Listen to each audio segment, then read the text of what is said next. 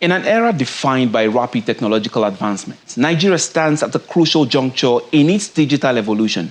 As we navigate these complexities of the 21st century, it is imperative that we harness the transformative power of artificial intelligence, AI, to drive sustainable growth, foster innovation, and empower the nation's workforce. Today on the program, we'll be embarking on another journey to explore how AI can revolutionize various sectors of our economy. We will delve into the opportunities of AI, what it presents for job creation, skill development, and economic empowerment, while also addressing the challenges and ethical considerations that accompany its adoption. Join me as we embark on this enlightening journey exploring the transformative potential of AI and charting a new course towards a brighter, more digitally empowered Nigeria. So with these few words, let me bid you a very warm welcome to another highly engaging edition of Channels Beam, where curiosity meets conversations. I am Sunes Nathaniel. As usual, we'll begin the show today with top trends for the week, and then our spotlight follows immediately after. We'll be right back. Don't go away. For several weeks now, Abuja has remained in the trends, especially on X. This week, the Federal Capital Territory remains a major topic of discussion following various events that took place within the metropolis, from the arrest of various criminals to Peter Obi's visit to the medical center in Tugan Madaki and down to the sealing of Sahad stores. Nigerians continue to keep their eyes on developments, especially within the seat of power.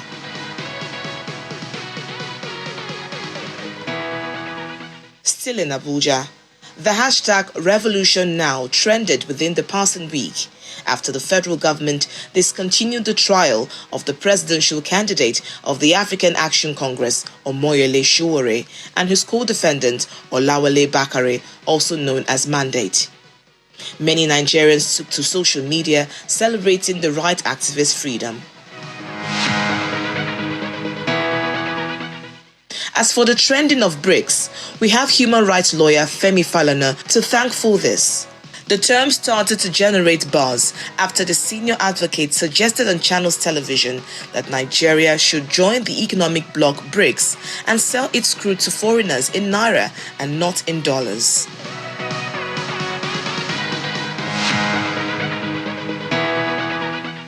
Wednesday, February 14 was for many Nigerians a wild mix that saw some Christians celebrate Ash Wednesday between morning and evening, only to transform the observance into Valentine's Day by night, even as many came to agree that the pivotal essence of the day is to celebrate love and dedication in its myriads of expressions.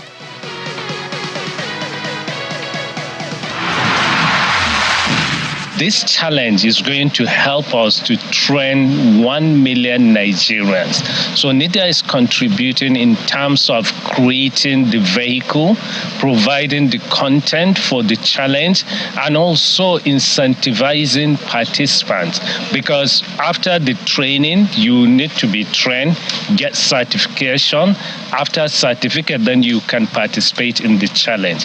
And also we want to use the vehicle to create tech clubs around the country so that we can encourage students from schools, primary schools, secondary schools, universities, and even communities to have these tech clubs, clubs that can encourage people to develop digital skills and also to mentor them to use that skills to solve national problems. So NITDA is providing that vehicle, the tech clubs, and also using the Digital Nigeria platform to have the final competition there. So we will also encourage, especially public schools that do well, we will donate learning centers for them, digital learning centers for the best public schools, as well as devices for students who participate. Many thanks for staying with us. Our spotlight video gives us a good insight, not just into this discussion today, but it also gives us a glimpse of our distinguished guest with whom we'll be discussing transforming Nigeria's digital future, empowering the workforce with AI.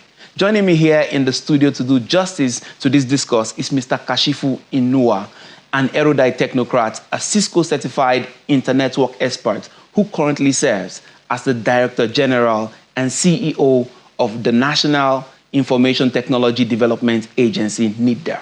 Sir, it's indeed a great pleasure to have you here today. Thank you, Sunet, for having me. Thank you, sir.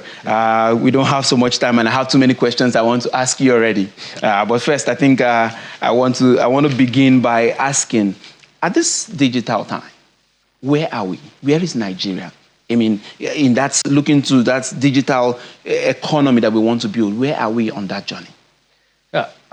I think Nigeria has the brightest future when it comes to digital economy or the digital transformation in general, because according to Conferry, by 2030, there will be 85 million talent deficit globally. And that could result to $8.5 trillion in unrealized annual value if left unaddressed.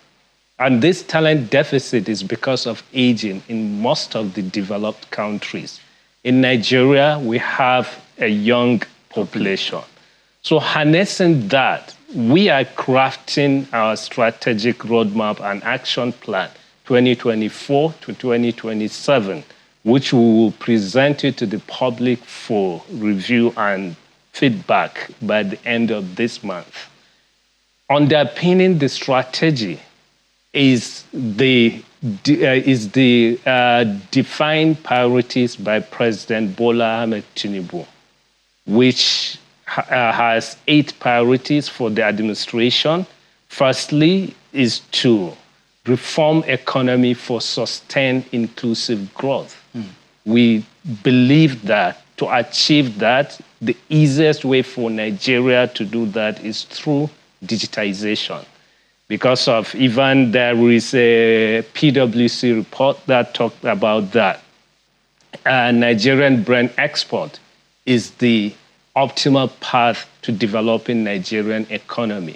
What they mean by Nigerian brand export is our greatest resource is our human capital. How can we build talent, connect that talent to the global value chain, and also build our digital ecosystem? And the second priority area of the president is about strengthening national security for peace and prosperity. And when you talk about national security also, IT is a bedrock in terms of intelligence gathering and many more. And the way the thing is even moving globally, even the warfare is AI is taking over, tech-driven. Yeah, and the third one is about boosting agriculture to achieve national or food security.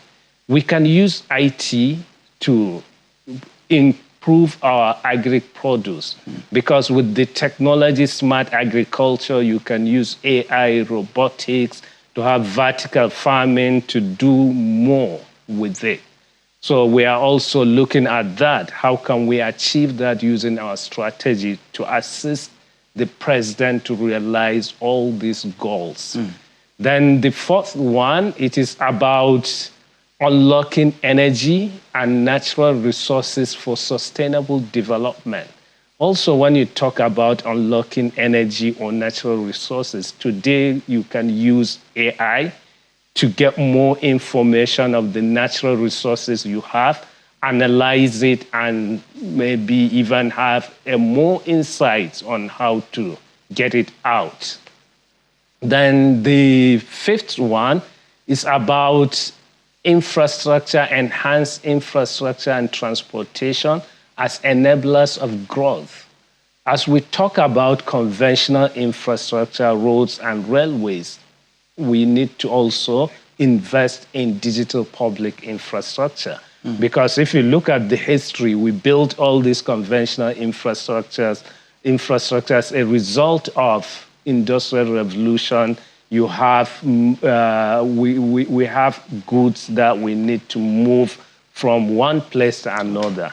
But today we are talking about digital, we are talking about services. Therefore, we need to have those infrastructure to move services and digital services around.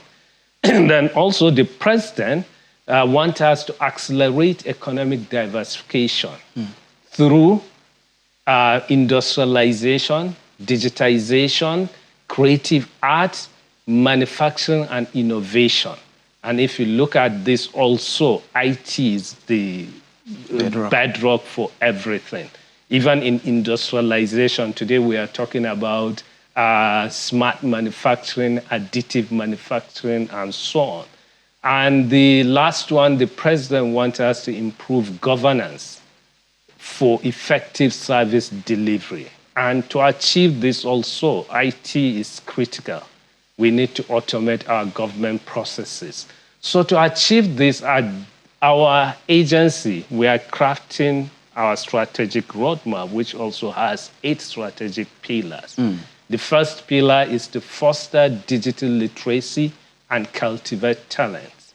As I said earlier, our greatest resource is our human capital. So we look at it from 2 perspectives. The digital literacy, we need all our citizens to be able to use digital services and technology safely and responsibly. That's the way they can be part of the digital economy. And the president is talking about sustained, inclusive economy. So we need to carry everyone on board. To achieve this, we have our national digital literacy framework with a target of achieving 95% digital literacy by 2030. And we intend to do this through reforming our educational curriculum. We are already working with the Minister of Education to infuse digital literacy in all from the kindergarten to universities. We are also designing other initiatives like the Tech for D you played just now. Yeah. So that one is to help us have like a tech clubs in our secondary schools, in our primary schools, higher institutions, and even communities, so that we can encourage self-learning and group learning as well. So what we are trying to do from the agency is to be organizing a competition, annual competition on all this tech we are talking about, so that we can instill the tech enthusiasm within our citizens. And we'll put some prizes. Like for the Tech for D initiatives, we are working with the Tech for D, and the UK government is funding the initiative. They have put about 150 million as a prizes for Nigerians to win. It's good. We will train people on the digital literacy. After training, you will earn certificate and you can participate in the challenge. So the idea, we'll have it at the state level, maybe at the local government level. The best can go for state level, then regional and national. And we'll have the national competition during our Digital Nigeria conference and exhibition. All right. I would let me just pause you there because there's so much to do. We're going to be taking a break now. And when we return, we are going to be looking into AI proper and some of the extra things we have been doing aside training people on how to use AI, research that are going on. We're going to be looking at all that. So when we return, we're going to be looking at AI proper. How is it leading us to that digital future that we want in Nigeria? Don't go away. Stay with us. Welcome back. You're still watching Channels Beam from our studios here in Abuja, and I have with me Mr. Kashifu, who has been giving us deeper insight into what NITDA is doing. Now he's going to be taking us directly into how AI will be used into transforming Nigeria's future digitally. Sir, thank you very much. Now let's get into the AI. There's been a lot of training people for research and all that. How really are we going to now, implement AI, especially within the workplace? And I know you've started doing some of those things even at NITDA. So tell us, how do we implement AI within the workplace, and how do we ethically make sure it doesn't go out of hand? Okay, so we started firstly by doing the skills gap assessment within Nigeria to know the kind of IT skills we need in Nigeria and globally. And we have identified 12 skills in demand, which AI is one of them. So the minister launched the 3 Million Tech Talent Initiative to train 3 million Nigerians in these 12 skills we've identified, which AI is one of them. And we have a special focus on AI. Why? Because among all of them, AI is the more general purpose, or we call them foundational technology. Means it cuts across every sector you can think of. You can apply AI anywhere. So in 2020, we established the National Center for Artificial Intelligence and Robotics, just to send a signal, as well as to start training Nigerians to build capacity in AI. Then we started developing the national AI policy in 2022. And now the minister wants us to even make it more broader in terms of bringing more people to be part of it so that we can co-design the policy and co-create the strategy together. Because one thing with AI, we need to ensure there is inclusivity, because we are building a system that will be making decisions. So if you are digitally invisible, the system might not consider you while making its decision. So that's why we are expanding that process. So the minister designed an initiative around research grant, which NITDA is funding also. We launched the initiative in November last year, and we are issuing a 5 million grant to 45 Nigerian academia and startup to come up with research in different areas where we can apply AI in Nigeria.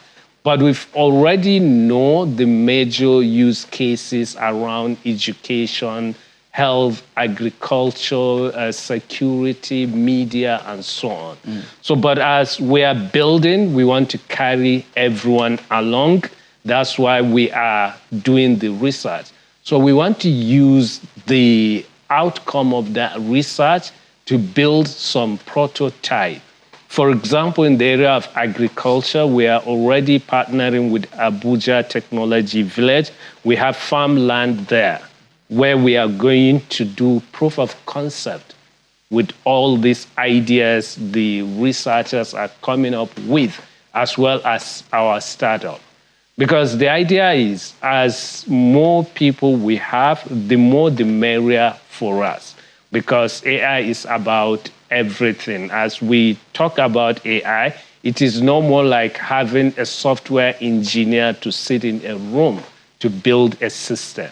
No, it's more like a social engineering. You need to bring everyone on board, because you are building a system that can be used in healthcare. So you need people that understand the healthcare. You need people that understand the ethic in the healthcare. You need people that understand even the law, how to apply prescription or the medicine to people. So you need everybody to be on board to design that system. So we are starting with the training, and our aim with the training is we train people.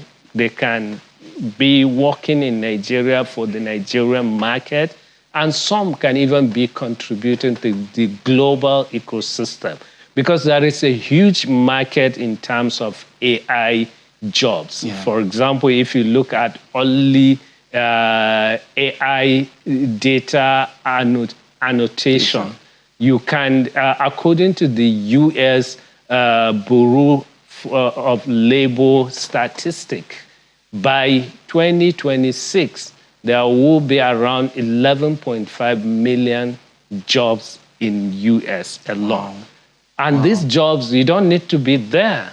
You can work remotely from Nigeria to do that, because already we have Nigerians today working for the US market remotely. So we can train our people, be doing that data labeling remotely for other countries, because we have the young population, we have the talent in country.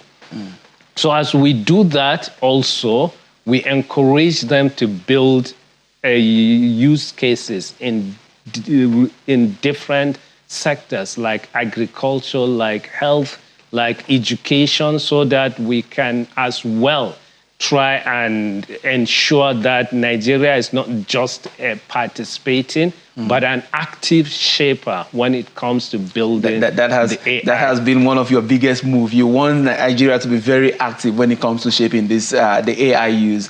Quickly, before I would let you go, sir, let's ask. You've been speaking about how you want to have more women involved in tech. How is NITDA bridging that gap right now? So we are working with the Office of the First Lady under initiative, the Renewed Hub Initiative. We have the National Digital Gender Inclusion Strategy, which we want, we are building centers across the country. So in partnership with the Renewed Hub Initiative, in every state this year, we will train about 10 women, empower them with laptops and seed fund in different areas of like content creation, digital marketing, and productivity tools. Beautiful. And we'll give them target to train more. So they will use the centers in the state to be training more women in that area. And we will keep the record. At least for every woman, we'll give her a target to train 10 more and ensure not just training, for them to have skills to do something. So that's why the first set, we are giving them the tools as well as a seed fund to start something. Then they will bring more to the centers in various states, train them, and we'll keep the record. Those that need support, will support them as well to achieve that. Beautiful, sir. There's so many questions. I want to thank you for coming. So many questions I really want to ask you about AI, tech, and all these things we're doing, but we're going to have that time. We'll keep some of those questions for another time. Thank you very much for coming on the program. Thank you very much for having me, and I look forward to joining you on anytime. All right. Thank you very much. Friends, that's our time. We've had a very insightful one. That's a very, very insightful one. And I'm hoping many people who are watching understand that the opportunity is still available in that digital space, in that tech space, and we must take that opportunity. My name is Sunes Nathaniel, and before I come your way next week, I'm going to leave you with this saying. I always like to leave you with a very good saying. Today, I'm going to say to you that our time has come for us to be part of that digital world. Beyond the whole discussions, beyond all this talk, we must chart a path forward on our priorities, inclusiveness in our growth, and ensure that no Nigerian is left behind in the digital revolution by embracing AI responsibly and equipping our workforce. Bye for now.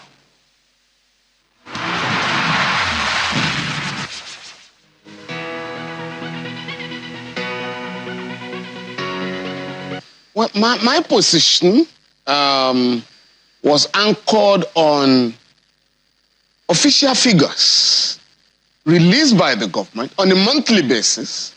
This week, we begin the countdown of our most viewed videos with a clip from an interview with Mr. Femi Falana, SAN. The rights advocate, who was on Politics Today, advised that Nigeria should join BRICS and begin to sell its crude in Naira as a way to ease the pressure of the dollar on the economy. Two issues that are not being addressed is that there is a group of countries, there are countries in the world today, insisting that we are not going to be tied to the American dollars. We want to trade among ourselves in our currencies. And those countries are in BRICS. Brazil, India, Russia, China, and South Africa. Others are joining them. Saudi Arabia has joined them, UAE, Ethiopia, Egypt, and others. And Nigeria is not there. We cannot be more Catholic than the Pope. Our fourth most viewed video of the week is an interview in which former governor of Edo State, Adams Oshomole, disclosed while appearing as a guest on Sunday Politics the reason APC in Edo State set up the UPA committee to reduce governorship aspirants ahead of the September 21 election. Because out of all of this, only one person is going to win. And how do you manage that crowd? The ballot paper will be so long. So he advised us as a father, as an experienced, seasoned, grassroots politician, who is now the boss of the APC as national chairman. He advised us to meet and see how we can, quote, prune down the numbers. The NTSB just recently, and within about an hour ago, arrived on scene for this accident investigation. Third on our list this week is a rather sad video in which the National Transportation Safety Board gave an update regarding the helicopter crash that claimed the lives of Herbert Wigwe, his wife, his son, and a business partner, Abimbola Ogubanjo. On behalf of the NTSB, I'd like to express our deepest sympathies to the families and loved ones of those who lost their lives in this terrible tragedy. In second place on top most viewed videos on our YouTube this week is a clip that shows Nigerians happily welcoming the Super Eagles following their heroic outing at the recently concluded Africa Cup of Nations.